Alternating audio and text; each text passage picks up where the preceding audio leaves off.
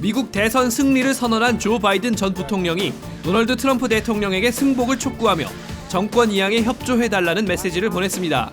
그러나 트럼프 대통령은 포기할 기미를 보이지 않고 소송에 집중하고 있는데요. 클릭 글로벌 이슈 오늘은 긴 소송전을 예고한 트럼프 대통령의 선택지를 살펴보겠습니다. Do the election again. This one is completely corrupt, unfair, biased. It's the takeover. 미국에서는 주마다 제각각 법에 정해진 시한까지 개표를 진행할 수 있지만 선거인단이 모여 대선 투표를 실시하는 12월 14일 전에는 결과를 승인해야 하는데요. 트럼프 선거본부 측은 지금까지 펜실베이니아, 미시간, 조지아, 애리조나, 네바다 등지에서 약 20건의 개표 관련 소송을 제기했습니다. This election is not over. Far from it. We have only begun the process of obtaining an accurate, honest vote count. 하지만 이런 소송들이 바이든 후보의 승리를 저지하지는 못할 것이라는 의견이 지배적인데요. 그 이유를 살펴보겠습니다. 우선 트럼프 대통령이 꽤 많은 주에서 꽤 큰 표차로 패배했기 때문입니다.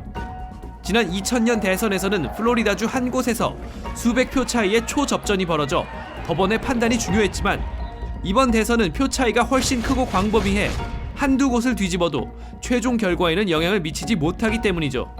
예를 들어 바이든 후보가 처음에 14,000여 표 차이로 이긴 조지아에서는 트럼프 대통령 측의 요구로 모든 표를 손으로 직접 세는 재검표가 이뤄졌는데요. 이 과정에서 집계가 누락됐던 표가 새로 발견되긴 했지만 주 전체의 격차를 뒤집지는 못했습니다. 조지아주의 선거를 감독하는 총무장관은 이번 수검표의 결과가 최종 결과이며 마감 시한인 20일 공식 승인할 것이라고 예고했습니다. I've always been a conservative Republican, and I want to make sure we have a lawful process because I think integrity still matters. We're going to count every single paper ballot, and then those will be the results, and that is what the state will certify. 게다가 트럼프 측이 제기한 소송 20여 건 가운데 이미 8건은 패했고 4건은 스스로 취하했는데요. 트럼프 대통령이 주장하는 선거 부정에 대한 증거를 법정에서 제시하지 못했기 때문입니다. 오히려 트럼프 측 변호인들은 법정에서 자신들은 부정 행위를 주장하는 게 아니라고 말하거나 개표 과정에 문제가 없었다고 시인하기도 했죠. 또 일부 개표기가 트럼프 대통령의 270만 표를 삭제했다는 인터넷 음모론에 대해서는 정부 국토안보부 산하 사이버안보국이 직접 나서 사실이 아니라고 바로잡았습니다. 즉 대선 결과를 바꿀 만한 내용은 나오지 않고 있지만 트럼프 선거본부는 포기하지 않는 분위기인데요.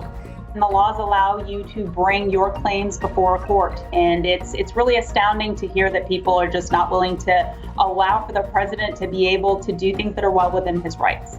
하지만 조지 W. 부시 전 대통령을 비롯해 주요 공화당의 거물들이 이미 바이든 후보의 승리를 축하하는 등 트럼프 대통령이 이제는 승복해야 한다는 목소리가 나오고 있는데요. 과연 선거인단 투표일까지 트럼프 대통령이 어떤 결정을 내릴지 세계가 지켜보고 있습니다.